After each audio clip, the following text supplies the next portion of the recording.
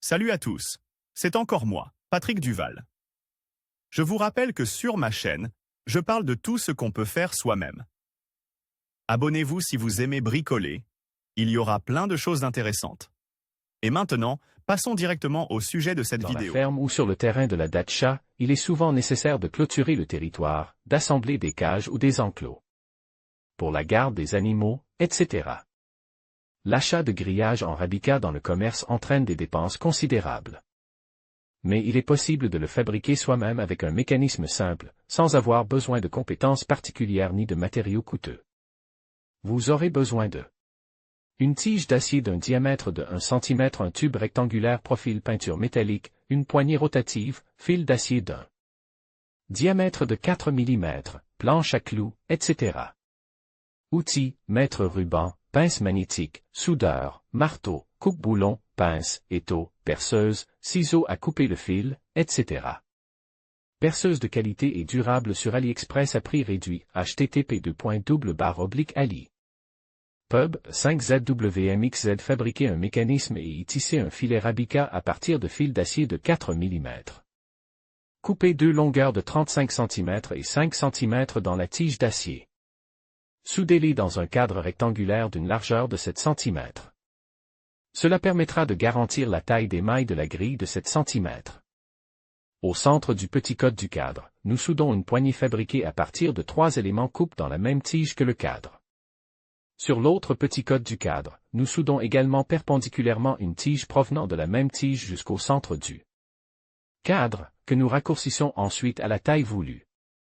Électrode de soudage pour usage général sur AliExpress à prix réduit, http://ali. Pub 606J2H nettoyer les soudures avec un bolgar. Mesurez 2 cm à partir des extrémités de deux tubes profil rectangulaire de 20 cm de long et tracez une ligne parallèle aux extrémités des tubes. À partir de cette ligne, sur l'un des tuyaux, tracez perpendiculairement et symétriquement deux lignes distantes de 1 cm.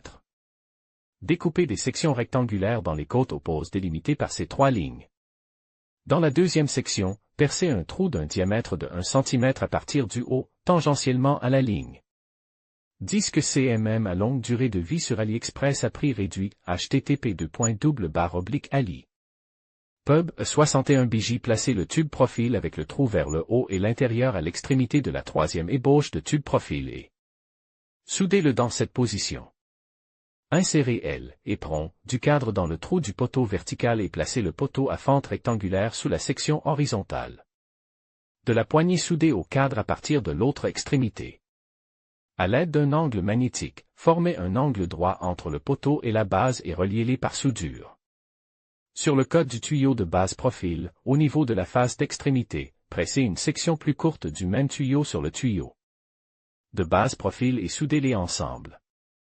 Remettez le cadre en place et, pour éviter qu'il ne sorte des fentes du poteau lors de la rotation, insérez un goujon dans les trous du poteau au-dessus de l'axe. Peignez le mécanisme en deux couleurs, placez une poignée rotative sur l'axe de la poignée et testez-le en fonctionnement. Pour ce faire, insérez l'extrémité du fil d'acier dans le cadre et faites tourner la poignée. En même temps, enroulez le fil sur le cadre, en pressant les bobines l'une contre l'autre à la main, jusqu'à ce qu'il soit rempli sur toute sa longueur. Coupez le fil sur le cadre à partir de la bobine à l'aide d'une paire de ciseaux à couper. Retirez le goujon. Enlevez le cadre avec le fil enroule des poteaux et libérez son extrémité du cadre. Faites un crochet à l'extrémité du fil et accrochez-le à un clou en fonce dans la planche.